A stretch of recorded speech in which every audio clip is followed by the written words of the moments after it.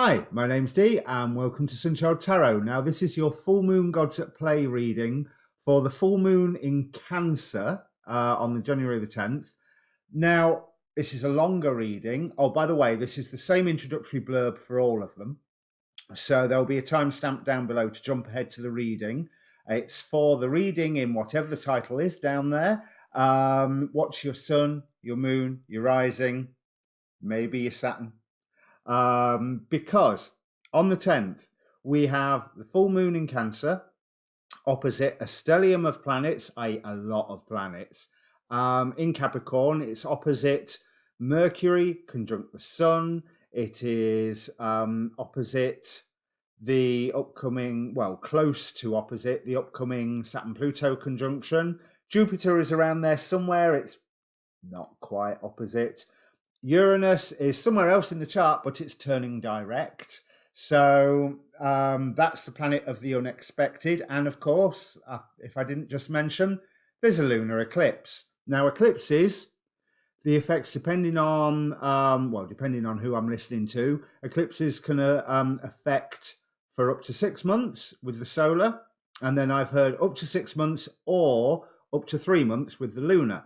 As I've said before, I'm not an astrologer.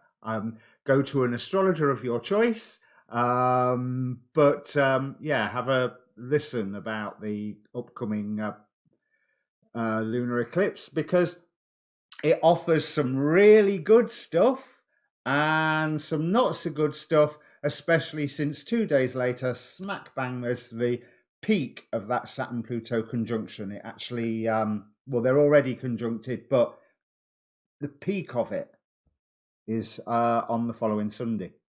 So Cancer, it's all about the home, it's all about feelings, it's all about family, it's about nations, because again, there's that family feel. So let me bring up the cards and let's see what gods are supporting you. They're the ones that lift you up on the bottom row of the spread, and the gods that are working against you or suppressing you, pushing you down away from the divine on the top row of the spread.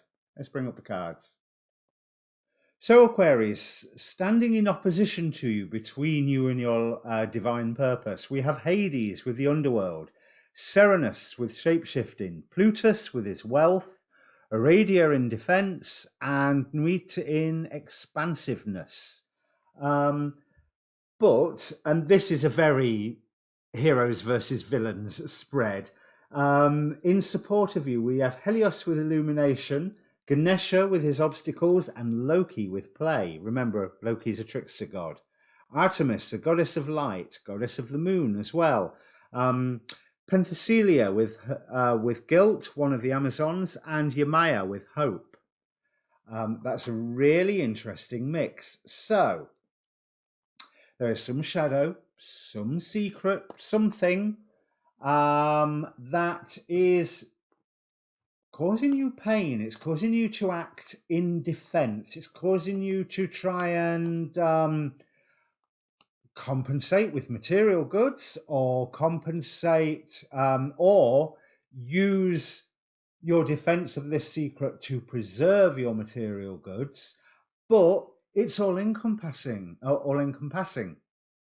Yeah, I think I said that right. It's a problem that's getting bigger and bigger and bigger. And the only solution to this is revelation, illumination. So there's some facts that you need to find out, or some facts that you need to reveal to stop these secrets having power over you. Plutus ended up in this underworld. So it's time to play. Something that Aquarians can be quite good at, although they won't see it as play. Oh, Lord, no. But it is time for the light to be revealed, and the light within the shadows to be revealed. Artemis is the goddess of the moon. That sounded weird, the moon. But Penthesilea had guilt over her previous actions and redeemed them, overcame them by the act of service. And there is hope that whatever this guilt is, it's something that you can actually let go of and get rid. That's what I'm seeing here. It sounds a little bit harsh, but I don't know whether this secret or this thing that you are feeling guilty with is coming up to your attention and becoming all encompassing now to get sorted one way or another. So this is probably all tied up with the Saturn-Pluto conjunction. You know, it's coming up to get sorted, and it's taking over everything so that you either you sink or you swim. That's what the gods are like. Here's your test, pass or fail. They don't care. You've had your test.